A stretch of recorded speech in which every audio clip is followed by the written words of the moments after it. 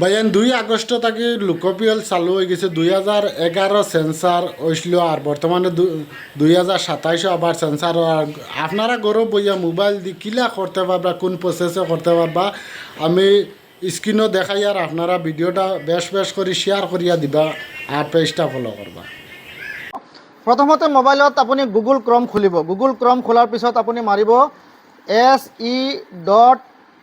se.census.gov.in অৰ্থাৎ মোৰ ইয়াতে আগতে এবাৰ কৰিছিলোঁ কাৰণে তলত লিখা ওলাইছে, অট'মেটিক আহি যাব।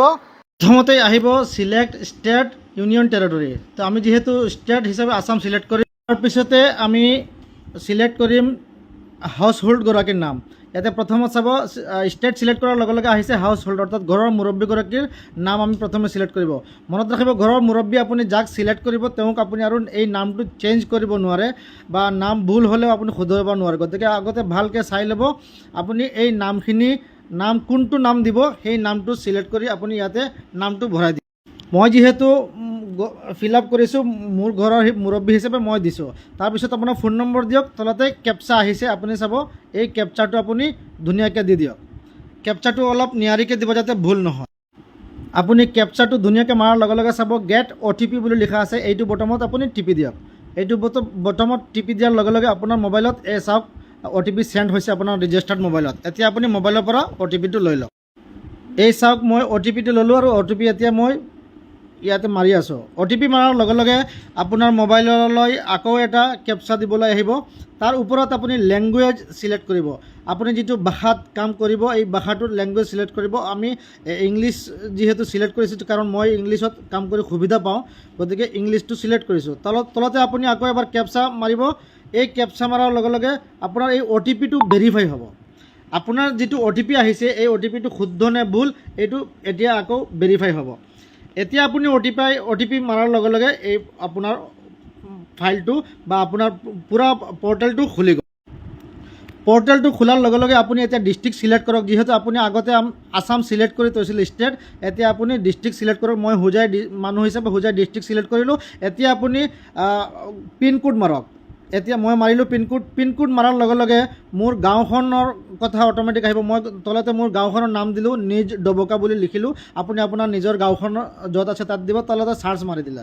চাৰ্চ মাৰাৰ লগে লগে কি হ'ব, ইয়াতে আপোনাৰ সন্মুখত এখন মেপ আহি যাব। এই যে আপুনি গাঁও, আপুনি জিলাখন আৰু মাৰিছিলে, আপোনাৰ ষ্টেট মাৰিছিল, এতিয়া আপোনাৰ এই এখন মেপ আহিছে। এই মেপত আপুনি আপোনাৰ গাঁওখন বা আপোনাৰ ঘৰখন কোনটো লোকেশ্যনত আপোনাৰ ঘৰ আছে একজেক্ট সেই লোকেশ্যন মতে আপুনি আপোনাৰ ঘৰখন চিলেক্ট কৰিব পাৰে। এতিয়া মই সেই একজেক্ট লোকেশ্যনত মোৰ ঘৰখন চিলেক্ট কৰি ল'লোঁ।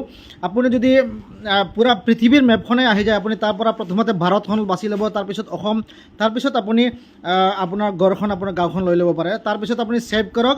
ছেভ কৰি নেক্সট আগলৈ আগবাঢ়ক। ইয়াতে কৈছে যে চব শুদ্ধ আছে নেকি, য়েছ মই মাৰি দিলোঁ। আগলৈ যাওক। আগলৈ গ'লে ওপৰত আপুনি দেখা পাইছে যে মই প্ৰথম ষ্টেপ কমপ্লিট কৰিছোঁ।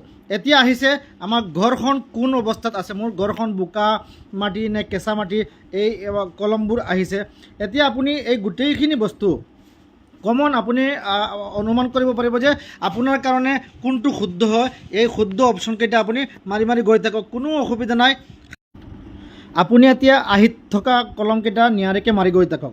মাৰি গৈ এটা সময়ত চাব ফৰ্মখন সম্পূৰ্ণ ফিল আপ হৈছে।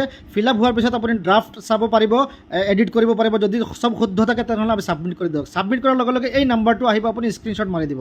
আপুনি এই H দি আৰম্ভ হোৱা নাম্বাৰটো আহিব, তাৰপিছত স্ক্ৰীনশ্বট মাৰিব। এই চাওক ছাকচেছফুল